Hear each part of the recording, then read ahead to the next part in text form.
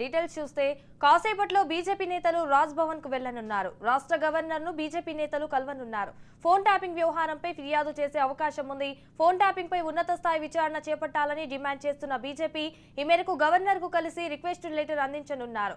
BJP MP doctor Laxman నేతృత్వంలో BJP నేతలు governor ను కలవనున్నారు.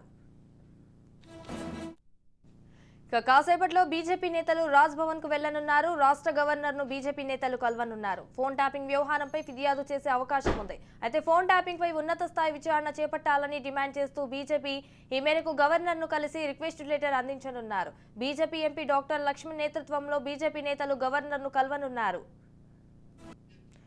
కాసేపట్లో బీజేపీ నేతలు రాజ్ భవన్ కు వెళ్లనున్నారు. రాష్ట్ర గవర్నర్ ను బీజేపీ నేతలు కలవనున్నారు. ఇక ఫోన్ ట్యాపింగ్ వ్యవహారంపై ఫిర్యాదు చేసే అవకాశం ఉంది. ఫోన్ ట్యాపింగ్ పై ఉన్నత స్థాయి విచారణ చేపట్టాలని డిమాండ్ చేస్తున్న బీజేపీ ఈ మేరకు గవర్నర్ ను కలిసి రిక్వెస్ట్ లెటర్ అందించనున్నారు. బీజేపీ ఎంపీ డాక్టర్ లక్ష్మణ్ నేతృత్వంలో బీజేపీ నేతలు గవర్నర్ ను కలవనున్నారు. రైట్, ఇక దీనిపై మరింత సమాచారం మా ప్రతినిధి స్వప్న ఫోన్ ఇన్ ద్వారా అందిస్తారు. స్వప్న, చెప్పండి. ఇప్పుడే గవర్నర్ కలిసి నేతలు అయితే బయటకు వస్తున్నారు. ఆల్రెడీ లక్ష్మణ్ కూడా బయటికి రావడం జరిగింది. మాట్లాడడం కూడా జరిగింది. ఏమంటున్నారంటే ఫోన్ ట్యాపింగ్ అంశానికి సంబంధించి మేము గవర్నర్ కి అయితే ఇప్పుడు ఫిర్యాదు చేశాము.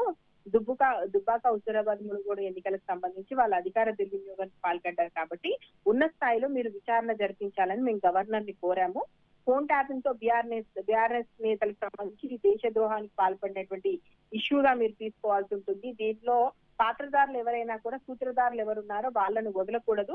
కాబట్టి సిబిఐ ఎంక్వైరీ ద్వారా మాత్రమే వాస్తవాలు బయటకు వస్తాయి. కాబట్టి గవర్నర్ కలగజేసుకొని అసలు దోషులను బయట పెట్టడానికి సిబిఐ ఎంక్వైరీ చేయాల్సి ఉంటుంది. కాబట్టి ఆ దిశగా గవర్నర్ ని సహకారం అందించాలని కోరాము. ఆమెకు తను కూడా సానుకూలంగా గవర్నర్ కూడా సానుకూలంగా స్పందించారు అని మాత్రము ప్రస్తుతం చెప్తున్నారు.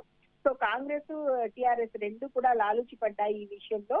కేవలం ఇది రాష్ట్ర ప్రభుత్వానికి సంబంధించినటువంటి ఇష్యూగా వదిలేస్తే ఖచ్చితంగా బీఆర్ఎస్ నేతలు బయటపడిపోతారు. అలా కాకుండా సిబిఐ ఎంక్వైరీ చేయాలని మాత్రము ప్రస్తుతం మేము కోరాము. గవర్నర్ కూడా దీనికి సంబంధించి సానుకూలంగా మేము ఒకసారి దీనికి సంబంధించినటువంటి విషయాన్ని పరిశీలిస్తాము, ఏం చేయాలి ఏంటి అనే దానికి సంబంధించి నిపుణులతో మాట్లాడతామని చెప్పడం అయితే జరిగిందని చెప్పేసి లక్ష్మణ్ ఇప్పుడే చెప్తున్నారు. Right, thank you for the updates Swapna.